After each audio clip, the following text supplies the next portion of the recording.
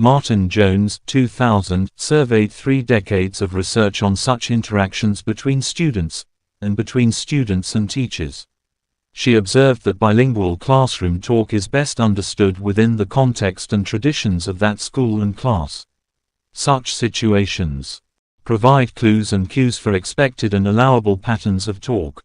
For example, code switching by the teacher may be used to signal the start of a lesson or a transition in the lesson, to specify an interaction with a particular student, or to move from teaching content to classroom management.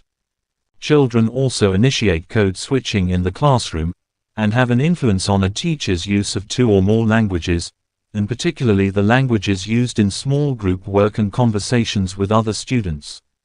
The student's choice of which language to use and when tends to be reasonably regular and patterned and will reflect 1. The teacher's declared preference and management of languages, 2. A student's and peer group's proficiency or choice, or 3. A negotiation between teacher and child.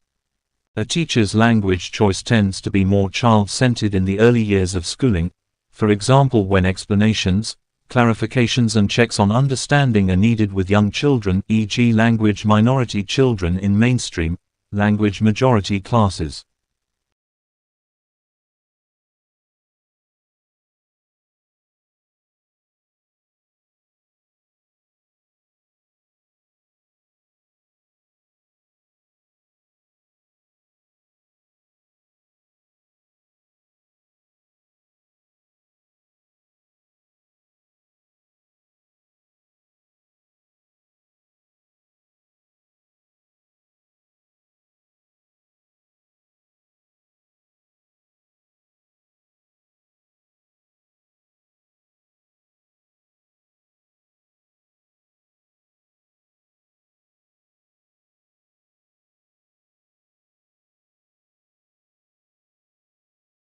Teacher professional development can be designed to help all staff members effectively serve all students. For example, professional development programs can sensitize teachers to students' language, cultural and racial backgrounds, increase their knowledge of second language acquisition and help develop effective curriculum approaches in teaching language minority students. De Mejia and Ellert, 2015. All teachers can be trained to recognize themselves as teachers of language, irrespective of their subject area. The mentoring of new teachers by more expert and experienced teachers can be valuable. Such initial and in-service staff development may include student, community and wider societal awareness programs. Models and curriculum approaches to bilingual education, cultural diversity, and the politics that surround local and regional implementation of education for bilinguals. Caballero, 2014. Fillmore and Snow, 2018, indicate particular teacher competencies that bilingual, and all, teachers need, based on their multiple roles as classroom communicators, educators, evaluators, citizens and socializers. They suggest that teachers need to know the basics of language form, e.g. phonemes, morphemes, regularity, lexicon, structure, dialects, academic English, spelling, and not just language functions and uses.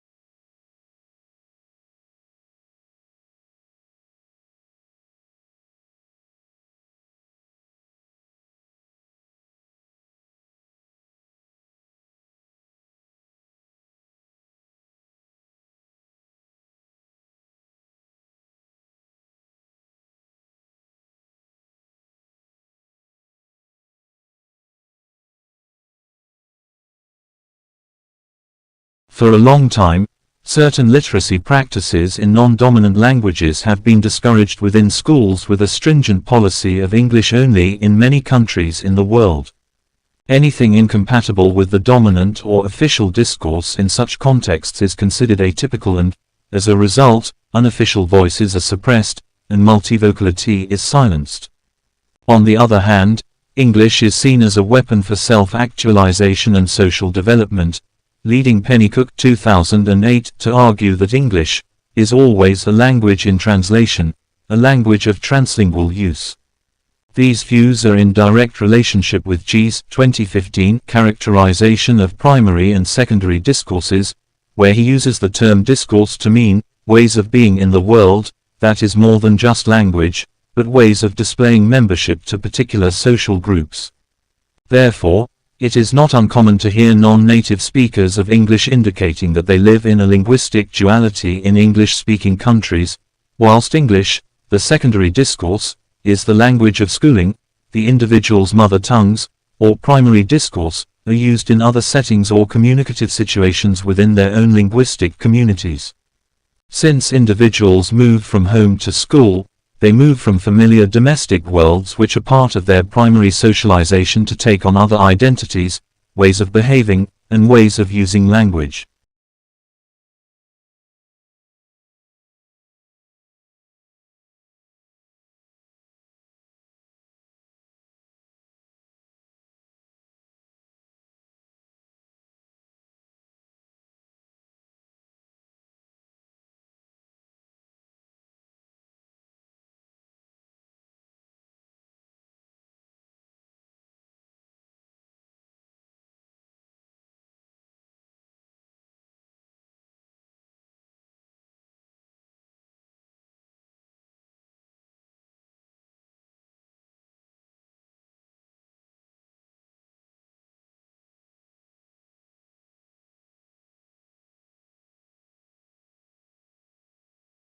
The status of English as a lingua franca brings with it a series of connotations that considers language as a commodity to access symbolic goods, aiding individuals' self-actualization, to positions denouncing that English encourages the displacement of minority languages and their corresponding literacy practices. Philipson, 2013. This latter view sees English as a form of cultural colonization which imposes dominant alien values and practices over non-dominant groups. The inability to use English has been a debate in the United Kingdom as well as in other English-speaking countries where people who are not competent in the dominant language are, by far, singled out as illiterate, an assumption that does not take into consideration that those individuals may be literate in one, or maybe more, languages. The teaching of English to speakers from different linguistic backgrounds in a cross-cultural context, as Pennycook, 1994, argues, is not simply teaching language facts, but teaching a way of living and a mode that can subvert their native identities.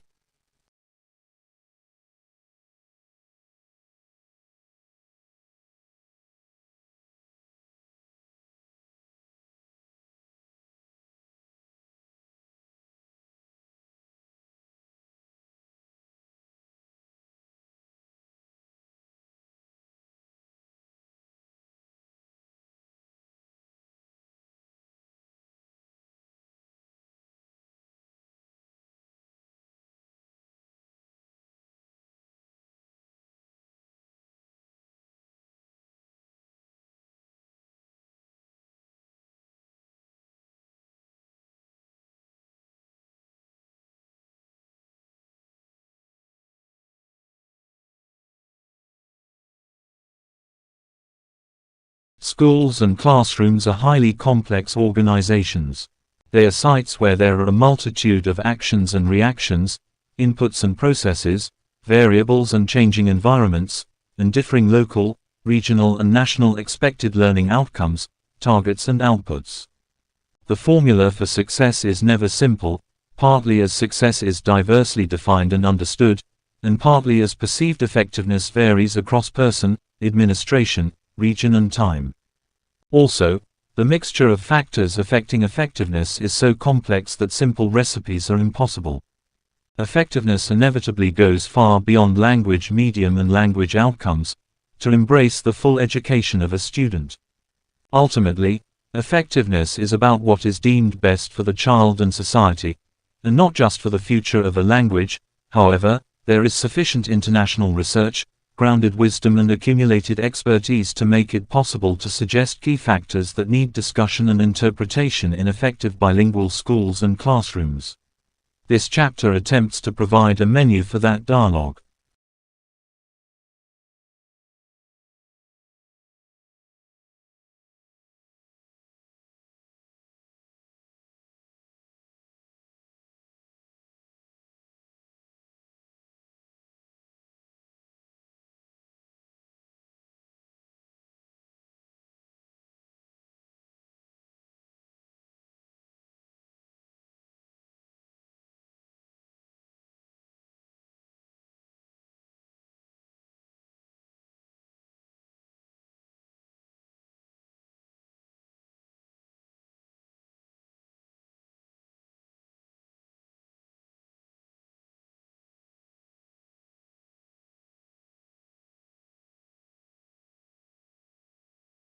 Classroom activities to foster cross-cultural competence can include enacting social conventions, the presentation of cultural rituals and traditions using authentic visual and written materials, discussing cultural variations, e.g. the colorful kaleidoscope of Latin American dances, festivals, customs and traditions, identifying the varying experiences and perspectives of the particular language variety, e.g. of French Canadians, of the French majority in France, of bilinguals in France, e.g. Bretons, Provençal, and classroom visits by native speakers of the language for question and answer sessions. It is important for bilingual classrooms to go beyond the surface-level features of cultures, e.g. food, holidays, dance, traditional costumes, etc., to deeper understandings of how culture frames one's understanding of and interactions with the world, how culture is dynamic, and the complex and ever-shifting relationships between language, identity and culture, especially as experienced by bilingual students, Valdiviso and Nieto, 2015.